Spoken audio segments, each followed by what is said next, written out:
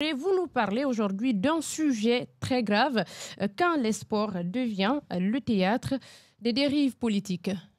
Oui, hein, le drame survenu à Zérekoré lors d'un match de football en l'honneur du général Mamadi Doumbouya dépasse le simple fait divers. Ce tragique événement, marqué par plusieurs morts et des blessés, illustre une fois de plus les maux qui gangrènent la gestion publique en Guinée. Amateurisme, instrumentalisation politique et mépris de la vie humaine. Un match de football, une discipline censée rassembler, s'est transformé en une scène de chaos orchestrée par une organisation désastreuse et des ingérences grotesques.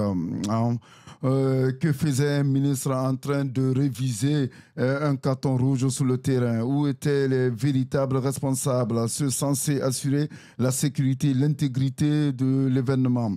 Cette intervention surréaliste démontre à quel point l'autorité politique en Guinée s'invite partout sauf là où elle est réellement nécessaire.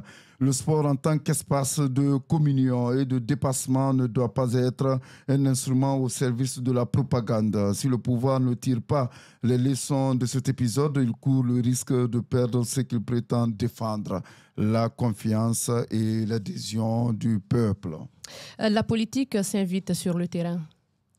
Oui, hein, le match aurait dû être une simple rencontre sportive, mais son organisation, officiellement en l'honneur d'un pouvoir qui interdit pourtant les manifestations de soutien, trahit une hypocrisie flagrante. Les rassemblements de l'opposition sont systématiquement reprimés, tandis que les activités ostensiblement politiques déguisées en célébration se multiplient sous le regard bienveillant des autorités. Résultat, une population divisée, des tensions exacerbées et en Zérekoré, des vies perdues dans un scénario évitable.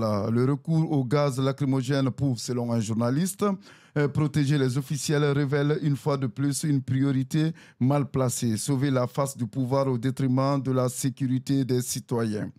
Le drame de Zérekoré rappelle à bien des égards celui du 28 septembre en 2009, à la petite différence que dans le premier cas, on soutient un chef d'État qui a pris le pouvoir par un coup d'État. Dans le deuxième, on rejetait la candidature d'un chef d'État aussi putschiste.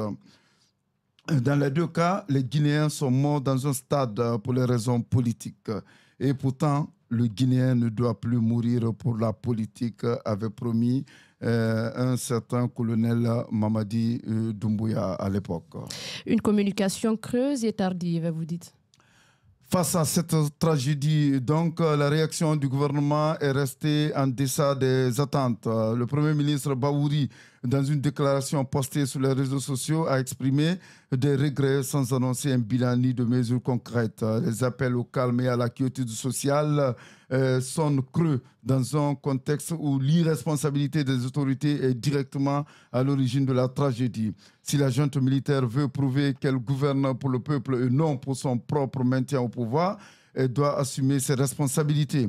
Cela commence par l'interdiction réelle et appliquée des manifestations de soutien partisans, quelles qu'elles soient, et par une enquête indépendante pour établir les responsabilités dans ce drame.